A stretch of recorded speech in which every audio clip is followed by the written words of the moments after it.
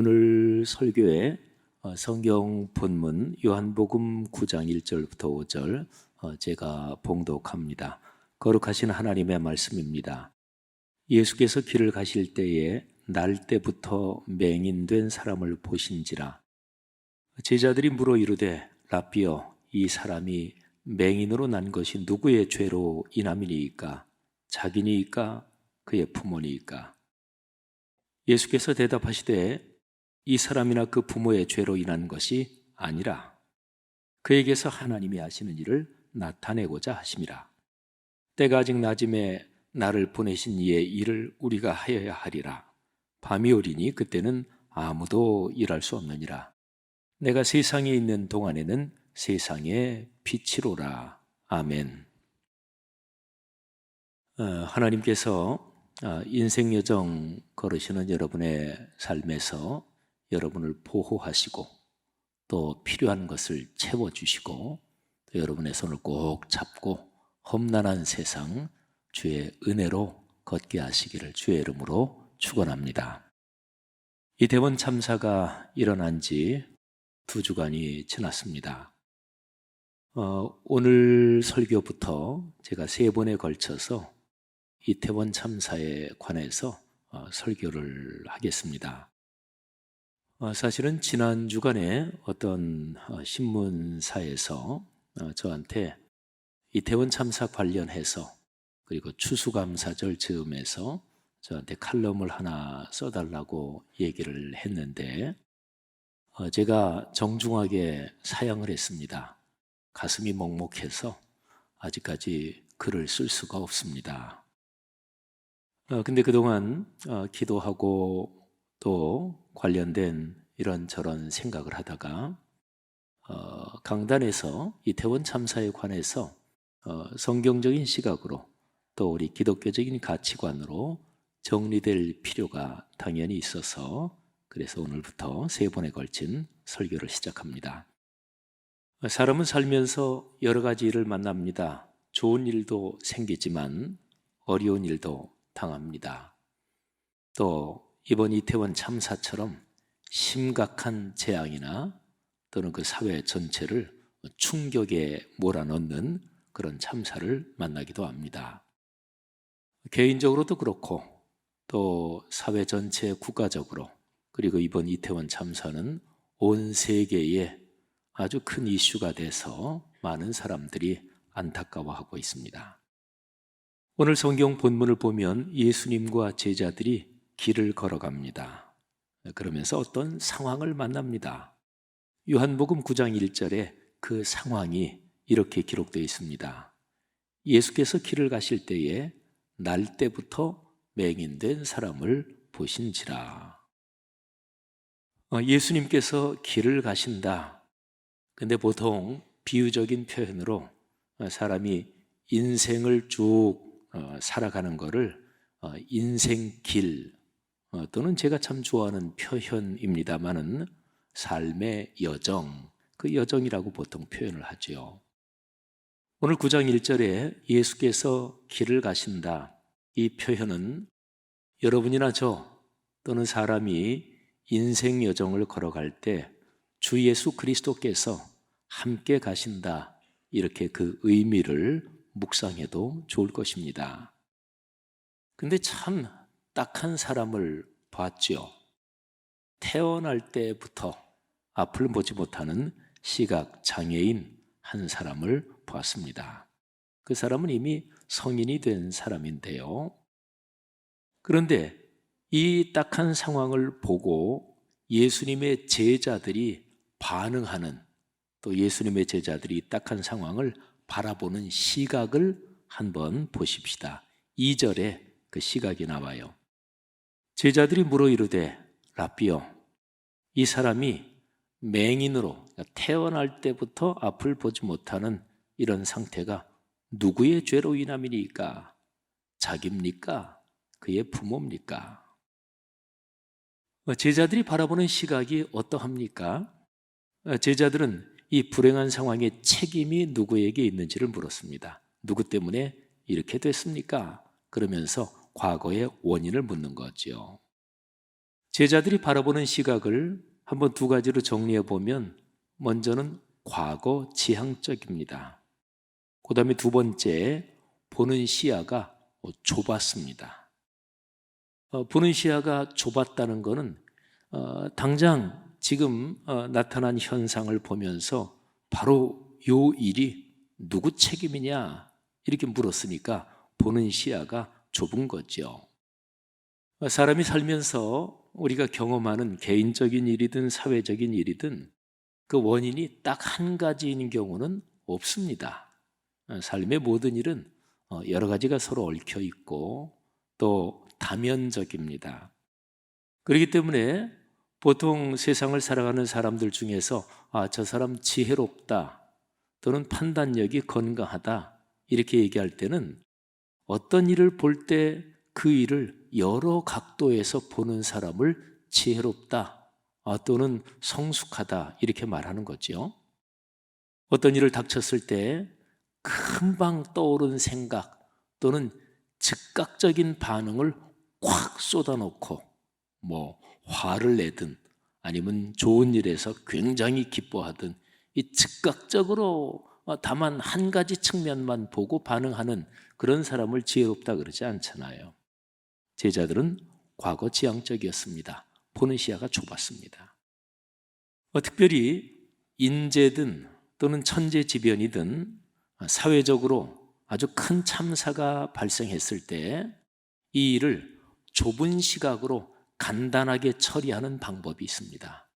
이거는 권력을 쥔 사람들이 통상적으로 사용하는 방법이기도 했고요. 우리나라에 전에 세월호 참사가 났을 때도 정부 당국 권력자들이 상당히 그런 방법을 사용하기도 했습니다. 그거는 희생양을 만들고 거기에 책임을 뒤집어 씌우는 것입니다. 어려운 참사 또는 힘든 상황이 사회적으로 크게 발생할 때는 사람들이 불안해지죠. 그리고 자기 방어적이 됩니다. 그리고 내 가족, 그리고 내 이익을 지키기 위해서 사람들이 거칠어지고 그리고 독해집니다. 그러면 부정적인 에너지가 막 분출할 거 아니겠어요? 그럼 이런 거를 어디 한 군데 희생양을 만드는 거예요. 누구 때문에 그렇다, 어떤 집단 때문에 그렇다, 그리고 사회적으로 발생하는 그런 부정적인 에너지, 독하고 야만적인 그런 직물적인 감정들을 거기에 쏟아붓게 하는 거죠. 자, 그러면 예수님께서는 날 때부터 앞을 보지 못하는 시각장애인을 보시면서 이 상황을 예수님은 어떻게 보셨을까요? 예수님이 보시는 시각은 제자들과는 사뭇 달랐습니다. 3절에 예수님의 시각이 나오는데 우린 거기에서 예수님의 인간관, 세계관, 가치관을 볼 수 있습니다. 예수께서 대답하시되 이 사람이나 그 부모의 죄로 인한 것이 아니라 그에게서 하나님이 하시는 일을 나타내고자 하심이라. 아멘. 자, 먼저 예수님은 말하자면 희생양을 찾는 태도를 단호하게 거부하십니다. 이 사람의 죄도 아니고 부모의 죄도 아니다. 예수님이 보시는 시각을 두 가지로 정리할 수 있습니다. 제자들이 보는 시각을 과거 지향적이다. 그리고 굉장히 좁은 시각, 그러니까 그런 시각은 희생양을 만드는 걸로 한 발자국만 옆으로 가면 금방 연결이 되는 거죠. 예수님이 보시는 시각도 두 가지로 정리하면 첫째는 미래지향적이었습니다. 그리고 두 번째, 긍정과 희망, 그것도 절대 긍정과 절대 희망을 말씀하십니다. 자, 예수님은 지금 이후로 과거에 무슨 원인으로 이렇게 됐든지 오늘날 의학적으로 따지면 태어날 때 유전적 요인이든지 아니면 출산할 때 무슨 잘못된 과정이 있었든지 해서 태어나면서부터 앞을 보지 못했겠죠. 그런데 예수님께서는 과거에 뭐 때문에 이런 불행한 일이 일어났는지 그거 우선 묻지 말고 미래를 향해서 이 문제를 봐야 된다. 그래서 앞으로 이 사람에게서 하나님의 일이 나타날 것이다 하는 것이죠. 미래지향적이었습니다. 그 다음에 두 번째, 예수님은 어떤 어려운 상황에서도 늘 긍정과 희망을 말씀하셨습니다. 여러분, 사람이 살면서 야, 그거 대단한 일이다. 어이, 그거는 엄청난 일이다. 그리고 굉장히 좋은 일이다. 어이, 나에게 그 일이 연관된다면 그것처럼 영광이 없다. 큰 영광이 없다. 이런 일이 있겠죠. 그런데 하나님이 하시는 일이 나를 통해서 나타난다. 그러니까 창조주 하나님, 그리고 삼위일체 하나님, 그분이 나를 통해서 당신의 뜻을 드러내신다. 그러면 그것처럼 영광스럽고 그것처럼 희망적이고 그것처럼 엄청나게 좋은 일이 어디 있겠어요? 한 나라의 국가의 통치자가, 국가의 대통령이 어떤 사람을 특사로 임명해서 그 사람에게 어떤 임무를 맡긴다. 그러면 그 임무를 맡은 사람은 굉장히 큰 영광이요 광명이잖아요. 자, 그러면 보세요. 태어날 때부터 앞을 보지 못하는 이 사람을 놓고 예수님은 이렇게 말씀하십니다. 이 사람을 통해서 하나님의 영광이 드러날 것이다. 그러니까 긍정이지요. 희망이지요. 그 앞에 수식어를 붙인다면 절대 긍정과 절대 희망입니다. 여러분, 예수님이 보시는 시각하고 제자들이 보는 시각이 사뭇 다르잖아요. 이태원 참사가 발생했는데 끔찍한 일이죠. 일어나지 말았어야 할 일이 발생을 했습니다. 이 일을 어떤 식으로 봐야 될까요? 우선 기독교적인 시각은 긍정과 희망의 방향으로, 하여튼 큰 틀에서는 그렇게 봐야죠. 이 일 때문에 우리 사회에서 부정적이고 독하고 증오와 배타적인 에너지가 우리 사회를 온통 물들이지 않도록 그리스도인은 마땅히 그런 시각으로 봐야 되겠죠. 예수님처럼 말이죠. 예수님께서는 그 얘기를 하시면서 당신이 세상에 오신 목적을 말씀하십니다. 자, 여러분, 사람이 이 세상에 살아가면서 존재하는 목적을, 또는 존재하는 큰 방향을 가장 단순하게 둘로 나눈다면 빛과 어둠, 이렇게 나눌 수 있습니다. 너무 좀 단순하죠, 그죠? 빛과 어둠 이렇게 나누는 게 배타적인 것 같기도 합니다. 그런데 인류 역사에는 동서양을 막론하고 삶을 보고 세계를 보는 가장 기본적인 관점은 거의 대부분 공통적으로 양극단, 선과 악, 빛과 어둠 이렇게 나누는 그런 것이 늘 있어 왔습니다. 그런데 예수님께서 지금 그런 방식으로 말씀하세요. 당신이 세상에 오신 목적, 빛과 어둠, 이런 구조로 말씀을 하십니다. 자, 4절과 5절을 한번 보세요. 때가 아직 낮음에 나를 보내신 이의 일을 우리가 하여야 하리라. 밤이 오리니 그때는 아무도 일할 수 없느니라. 내가 세상에 있는 동안에는 세상의 빛이로다. 여러분, 예수님께서 말씀하시는 거예요. 지금이 낮이다. 빛이 비치고 있는 시간이다. 그렇기 때문에 우리가 하나님의 일을 해야 한다. 지금 사실은 태어날 때부터 앞을 보지 못하는 시각장애인, 그 사람을 만나서 그 상황에서 말씀하시는 거니까 예수님께서 지금은 빛의 시간이고 하나님의 일을 해야 된다, 이 얘기는 절망과 좌절, 슬픔에 빠져서 인생길을 걸었던 이 사람을 치유하고, 그리고 이 사람을 통해서 하나님의 영광을 나타내는, 이제 그 일을 한다. 그게 바로 하나님의 일입니다. 하나님의 일은 절망, 좌절, 그리고 한탄, 자기 열등감에 빠져 있는 사람을 살리는 것이고, 그 사람에게 긍정과 그리고 희망의 길을 열어 보여주는 것이고, 손 붙잡고 그 길로 같이 가는 거죠. 낮, 곧 빛은 어둠과 대비되지요. 하나님의 일은 사탄의 일과 대비됩니다. 어둠이 빛을 이기지 못합니다. 지극히 당연하지만 사탄이 하나님을 이기지 못합니다. 그러니까 예수 그리스도께서 하나님의 일을 빛 가운데 사는 동안 지금 해야 되겠다 말씀하시는 거죠. 근데 5절에 아주 중요한 표현이 있습니다. 예수님께서 이렇게 말씀하세요. 내가 세상에 있는 동안에는 세상의 빛이다. 자, 그럼 이 구절을 한번 거꾸로 뒤집어 보면 예수님이 세상에 계시지 않으면 그러면 세상은 어둠이겠네요. 그건 그렇습니다. 그런데 그리스도인들, 예수님을 나의 주님으로 믿고 인생 여정을 걸어가는 여러분과 저는 어떤 시간대를 걷고 있는 것일까요? 자, 예수님이 계시면 빛의 시간이에요. 반대로 예수님이 계시지 않으면 어둠의 시간입니다. 그런데 여러분과 나, 그리스도인이 걸어가는 삶의 시간대는 언제나 빛의 시간입니다. 왜요? 우리가 예수님을 주님으로 고백하고 주님은 거룩한 영으로 여러분과 저 우리의 삶에 동행하시기 때문입니다. 마태복음 28장 20절, 맨 마지막 장 마지막 절이지요. 거기에서 예수님께서 하늘로 오르시면서 이런 말씀을 주셨잖아요. 봐라, 내가 세상 끝날까지 너희와 항상 함께 있겠다. 아멘. 사랑하신 여러분, 여러분과 제가 걸어가는 시간은 빛의 시간입니다. 빛의 시간에 살아가면서 우리는 하나님의 일을 해야 되지요. 어둡고 힘들고 어려운 참사가 발생하는 그런 상황에서 우리는 긍정과 희망의 확신을 가지고 그런 문을, 또 그런 길을 다른 사람에게 보여줘야 하는 거지요.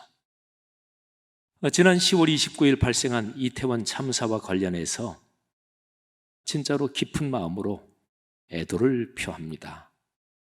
희생자 유가족들, 또 희생자 관련된 가까운 친족, 친구들, 또 부상자 가족과 관련되신 분들에게 주님의 위로가 함께 하시기를 바랍니다. 여러분, 이태원 참사와 연관해서 직접적으로 관련된 피해자들 뿐 아니라 이렇게 저렇게 간접적으로 연관된 사람들 수가 상당히 될 것입니다. 그러니까 우리 사회 전체가 사회적인 트라우마를 지금 안고 걸어가는 거지요. 자, 여러분, 이 상황을 어떻게 해결해야 될까요? 우리 사회 전체를 충격으로 몰아넣은, 그리고 전 세계적으로도 참 큰 안타까움으로 주목하고 있는 이 상황을 어떻게 해결해야 될까요?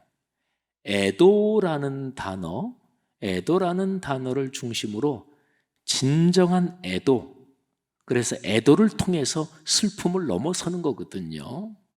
그러면 진정한 애도, 거기에는 어떤 요소들이 있을까요? 우리 기독교적으로 보면 4가지 요소가 있습니다. 4가지 중에서 앞에 3가지는 기독교적이 아니더라도 그냥 일반적으로도 애도라고 얘기할 때 꼭 필요한 요소가 앞에 3가지입니다. 자, 앞에 3가지를 먼저 말씀을 드리겠습니다. 첫째는 공감과 성찰, 2번째는 기억과 전환, 그리고 3번째는 책임과 대책입니다. 자, 간략하게 한번 설명드릴까요? 공감과 성찰. 어려운 일이 닥쳤을 때, 일이 참사가 발생했을 때 직접적으로 나와 연관되지 않아도 힘들겠다, 너무 안타깝다, 이렇게 공감을 갖는 것은 사람의 마땅한 도리입니다. 그렇잖아요. 제자들이 예수님하고 길을 갈 때 태어날 때부터 앞을 못 보는 시각장애인을 만났는데 제자들에게는 사실은 깊은 공감의 마음은 없었다고 봐야 되겠죠. 그 문맥상으로 금방 누구 때문이지? 금방 이 얘기를 했습니다. 우리 기독교 신앙인들 중에서 어떤 문제가 딱 발생하면 그거 누구 죄 때문이야? 그거 이걸 잘못해서 그래. 그거 이건 이렇고 이건 저래. 이렇게 금방 판정하는데 익숙한 그런 그리스도인들이 간혹 가다가 있습니다. 신앙 잘못 배운 것입니다. 그러니까 기독교인 중에서 어떤 사안이 발생했을 때 거기에 대해서 자신이 최종 판단하는 사람, 최종 재판관인 것처럼 선과 악을 구분하고 누가 죄 때문에 그래, 이렇게 하는 것은 신앙 잘못 배운 거예요. 그거 이전에 공감이 먼저야 됩니다. 그리고 공감하고 더불어서 성찰이 있어야 합니다. 성찰이 뭔가요? 이거는 반성하는 마음으로 차분히 살피는 게 성찰이잖아요. 근데 성찰에서 먼저는 나 자신을 성찰해야 합니다. 내 잘못이 무엇인가? 또 내 삶은 어떤가?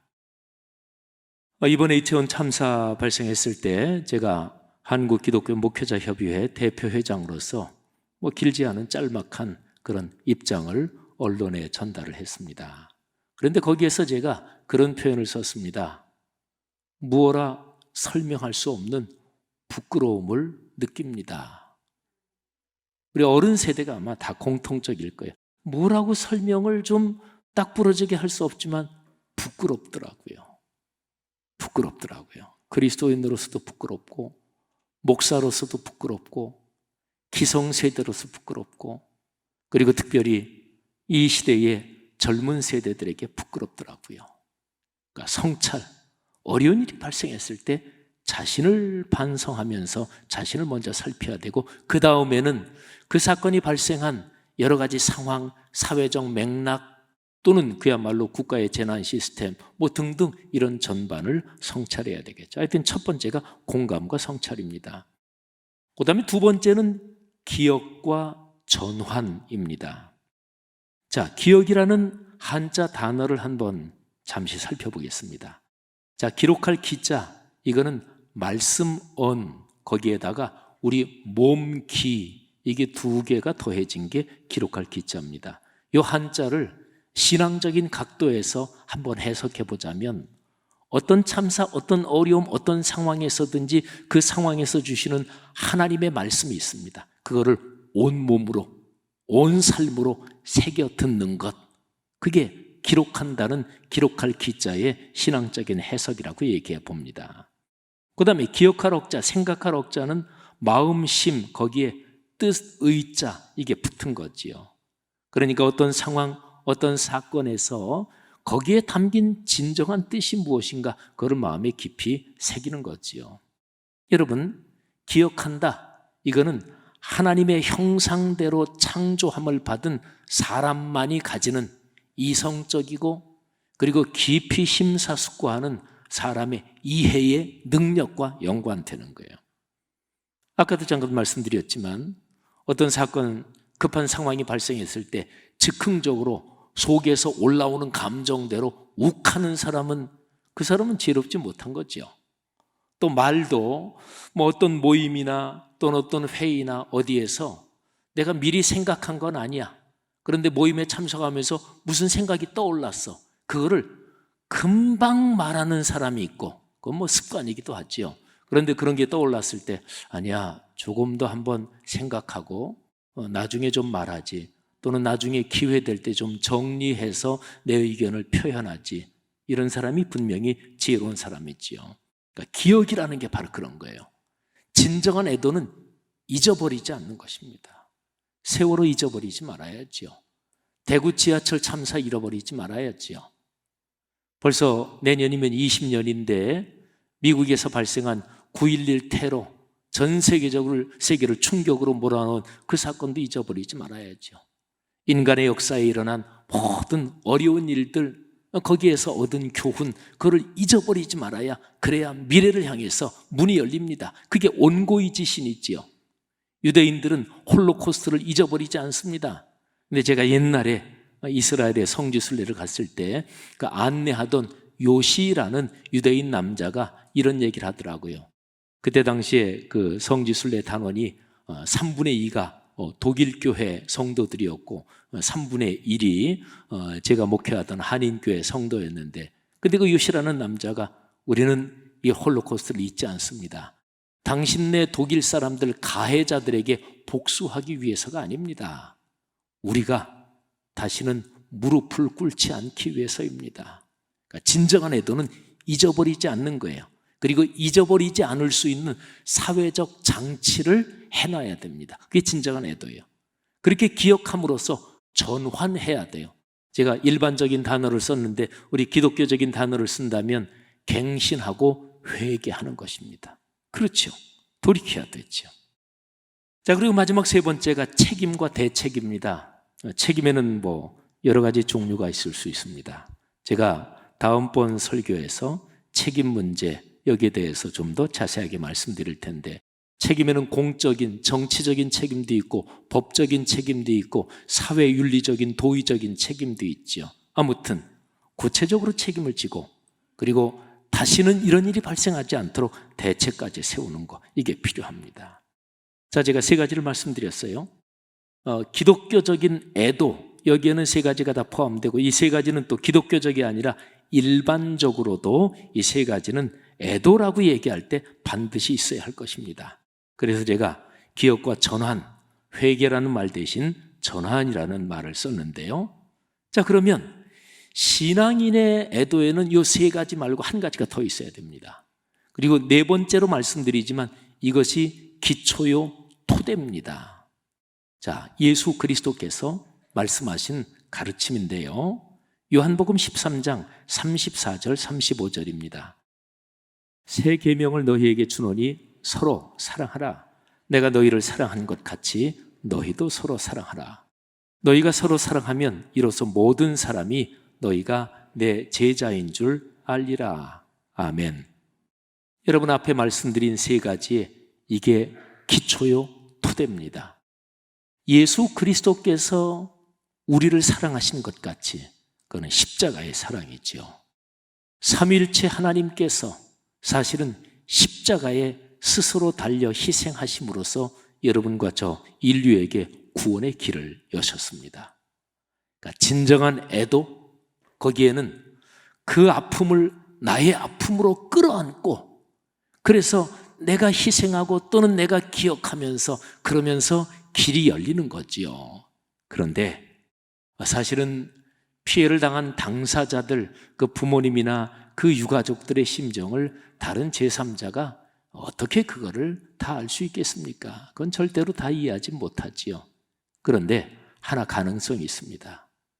하나님의 거룩한 영이 우리에게 역사하셔서 우리의 마음에 우리가 많이 기도하고 그리스도인이 많이 얘기하는 표현처럼 하늘아버지의 마음을 우리에게 주시고 그리스도의 심정을 우리에게 주시면, 그러면 우리는 그런 그리스도의 사랑으로 그 사안을 바라볼 수 있고 우리가 끌어안고 기도할 수 있지요.